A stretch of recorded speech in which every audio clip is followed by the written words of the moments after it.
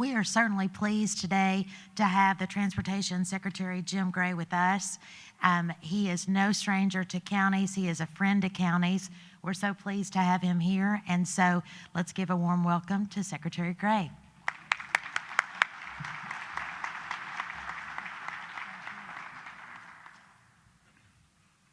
Well, hey, well, that's not going to work. I don't want that coffee all over the podium up here, Jim. Well, good morning, everybody. I'm going to say right out of the gate that it is good to be with you still. Okay? Good to be with y'all still. Thanks, Scott. Scott leading that applause. I appreciate that, Judge. I'm going to see you on Monday, I know. All right.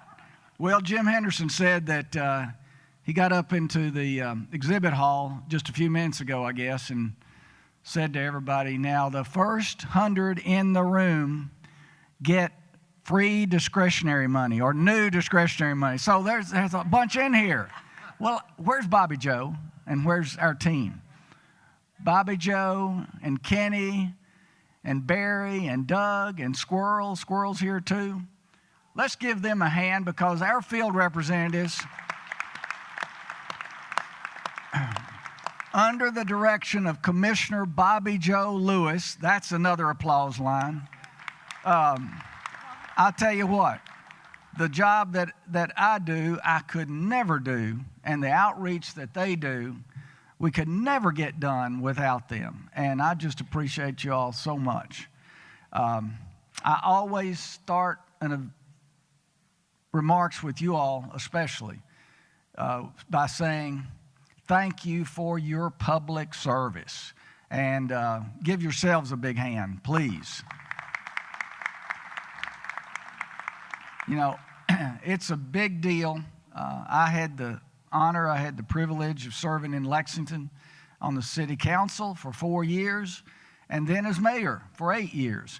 In fact, this project that we're in, this new convention center that we're in, took about 8 years of my life getting it done. And I learned in that. I thought, Jim, when I was in the construction business, that the hardest part of a project was the construction, of course. That's when we got involved. I learned, like many of you all know from experience, I learned that the toughest part of a project is putting the funding together, bringing all the buckets together that often required in order to get a project done, and bringing consensus, getting people to the table that are willing to work together. And that's exactly what it was on a project like this one. I'm going to talk today just for a few minutes because I know y'all got a big keynote speaker, right? Coming up at 9:30. Okay. I'm going to get my timer out here. Oops, it's 9:13. I better hurry up. Okay. I'm going to talk a little bit about today 4 or 5 things.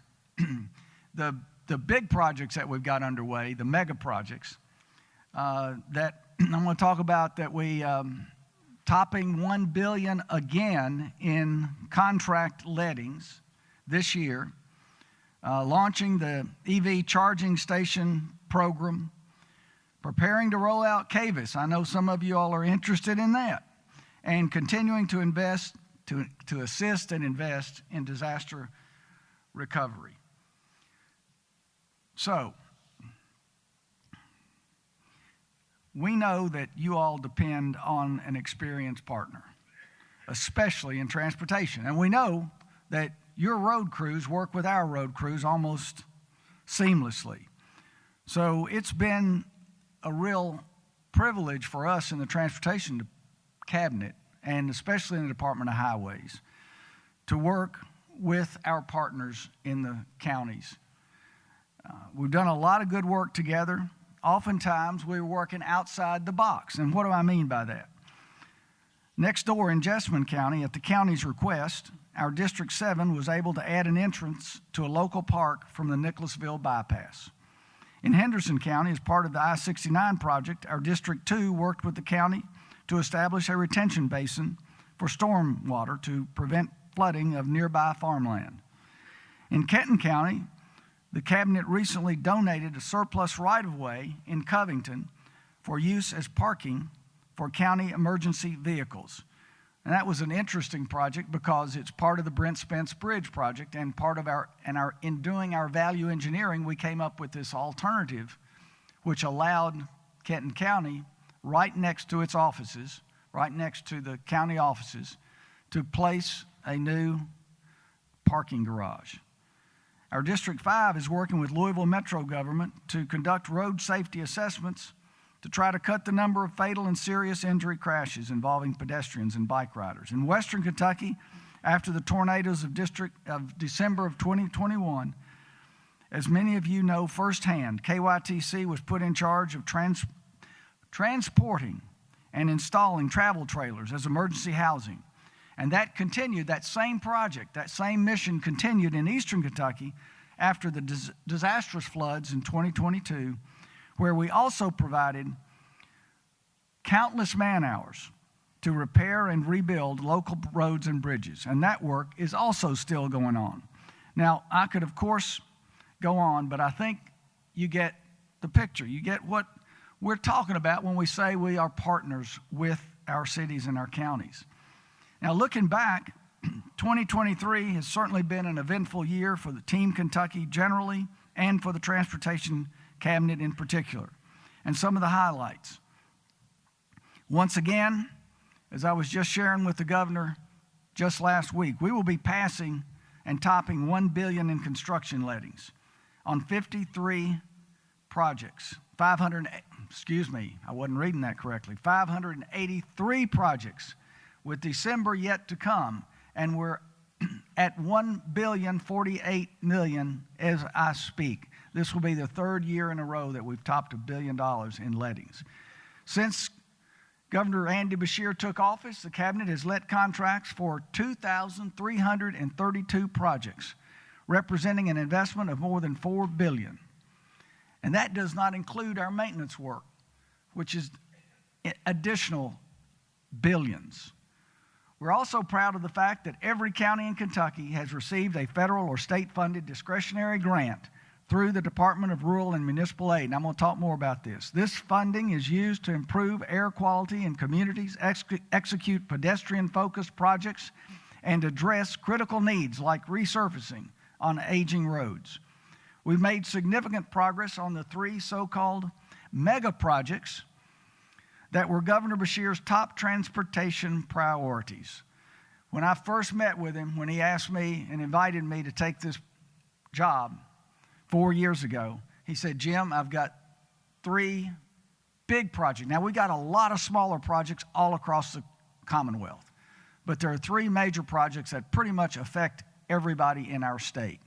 And that's the Brent Spence, the companion bridge to the Brent Spence. That's the bridge between Henderson and Evansville, I-69, that corridor, and completing the 93 miles of the Mountain Parkway all the way into Prestonsburg.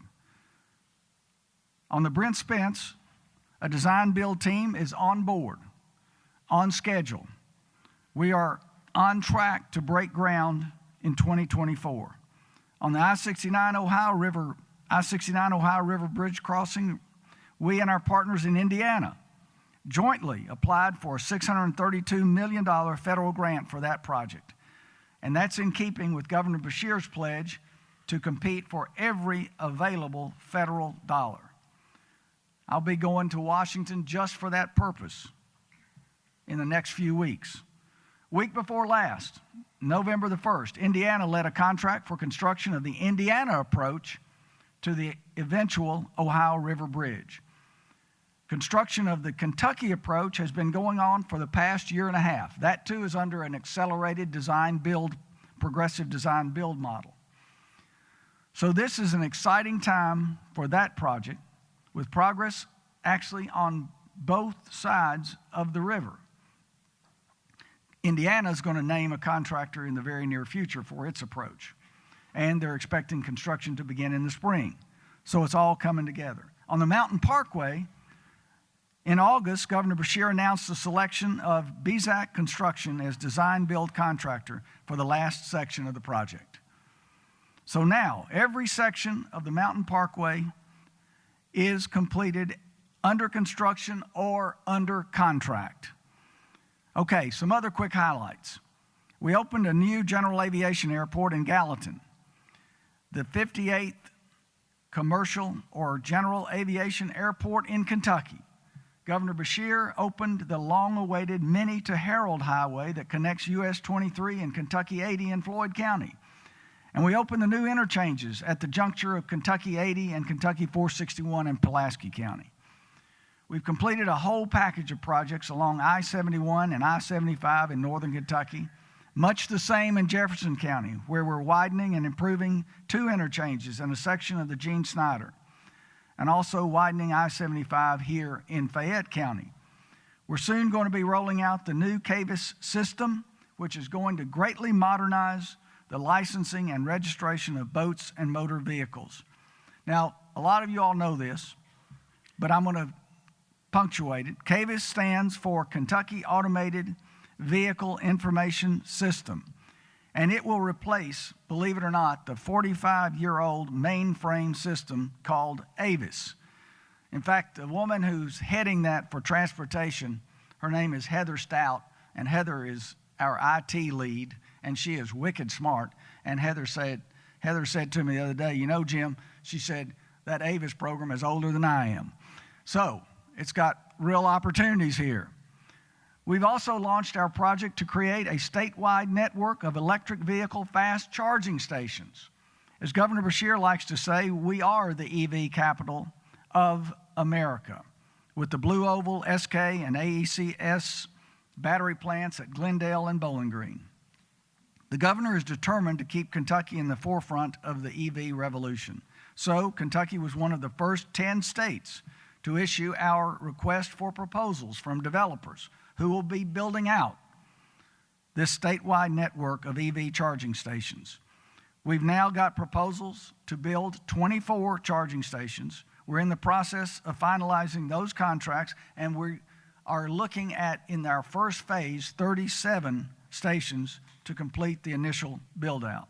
And that's along our parkways and our interstates. The bipartisan infrastructure law provided subsidy funding as an incentive to prospective developers. As much as 80% of the cost of a charging station can be subsidized. The cabinet will soon be issuing a second RFP as we look to get a statewide distribution of charging stations. That's roughly an $80 million investment. So, meanwhile, as you know, a new legislative session is coming up. It's a budget year, so it's a critical time for all of us. At the cabinet, a new state highway plan is taking shape. Governor Beshear has already given a public glimpse of his priorities for transportation.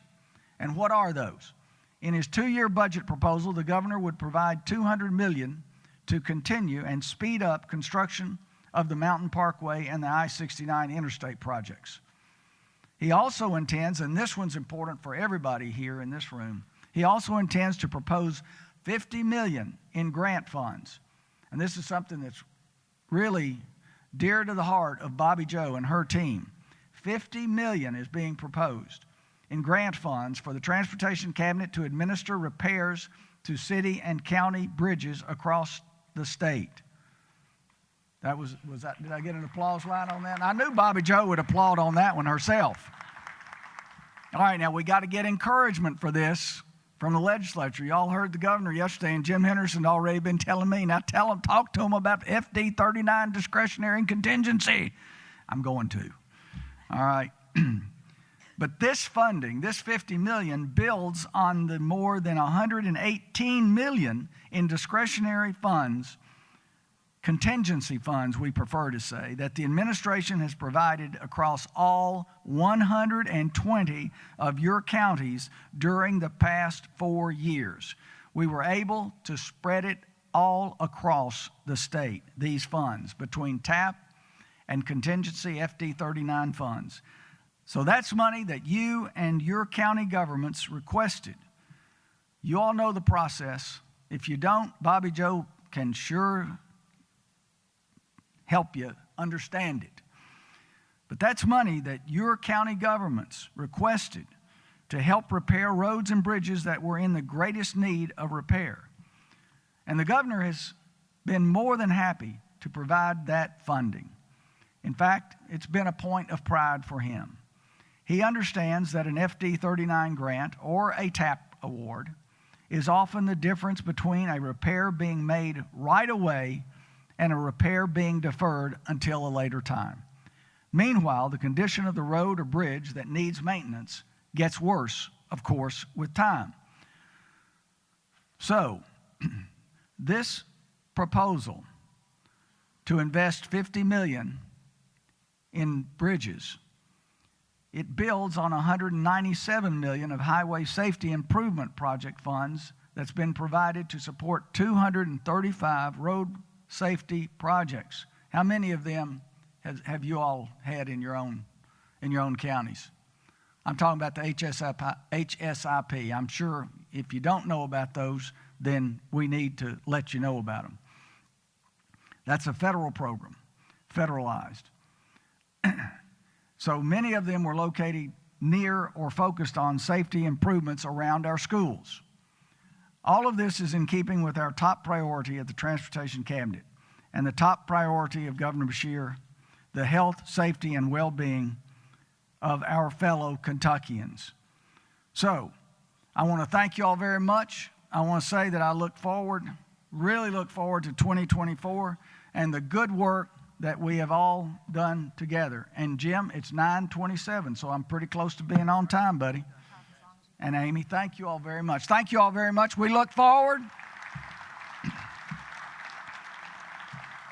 And the whole cabinet, everybody, looks forward to working with you all, continuing to work with you all. Thank you.